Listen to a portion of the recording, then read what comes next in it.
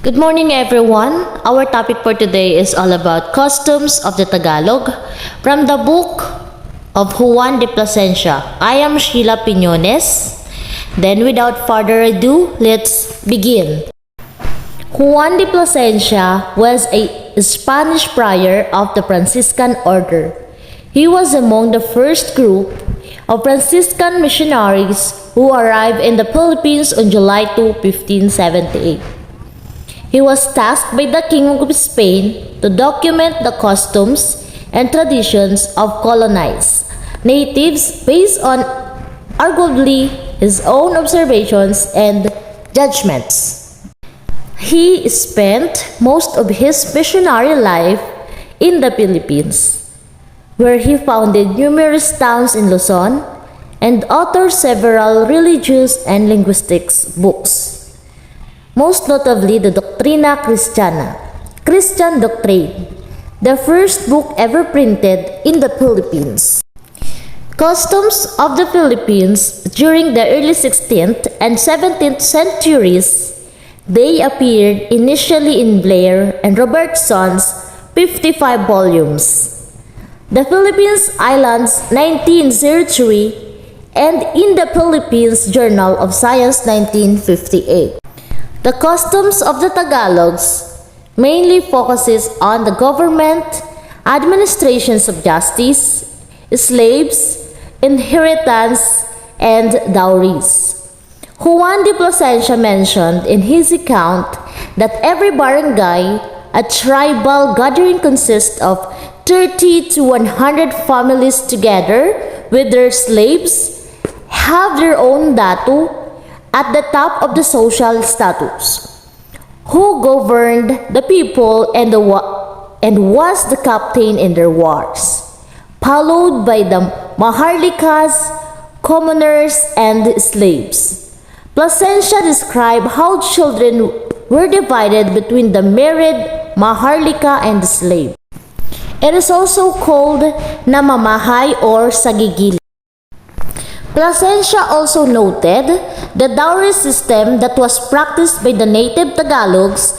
Dowries were given by the men to women's parents before marriage. Moreover, Plasencia mentioned the worship of the Tagalogs, noting the Filipinos have no temples but they have what they call simbahan, which means a place of adoration, because this is where they gather when they wish to do a feast, called pandot or worship.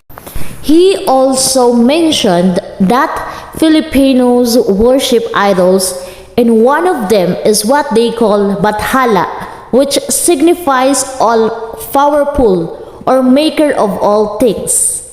They also worship the sun, the moon, and even the stars. They have idols such as Lika, Dian Masalanta, the patron of lovers, Lakapati, and Indianali, patrons of cultivated lands. They also paid reverence to buayas. He commented that Filipinos are very liable to find auguries in things they witnessed and also practice divination. In addition, the matter of varying also differs based on the status of the deceased, as what Plasencia described.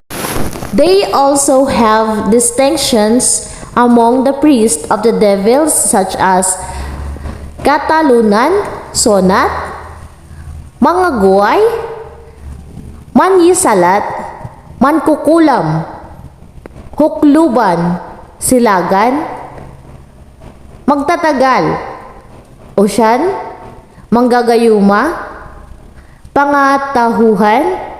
Filipinos also believe in ghosts, which they call bibit, tikbalang, and patyanak. However, they noted her that such beliefs were already erased through the teaching of the Holy Gospel. This account of Juan de Plasencia strengthens the claims that even before the Spaniards colonized the Philippines, Filipinos already have their own set of the traditions, costumes, practices, beliefs, and government that they abide to. He provided information that are no longer practiced today.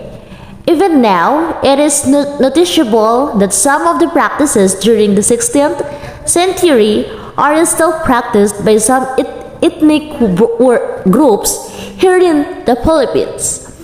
The Bagubu system, for example, which required the brides to be father make her return present equivalent to the one half of whatever is agreed upon as dowry, and there are still people, especially the elders, and the existence of tikbalang and tiyanak. Even the concept of barangay is still evident in today's generation. It is undeniable that our customs and practices change along with time.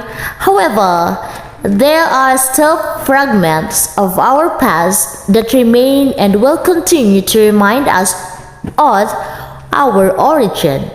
It is such an honor knowing about our history and being able to discover how rich in the Philippines was in terms of our customs, beliefs, and practices. Thank you so much for listening. That is the end of our discussions.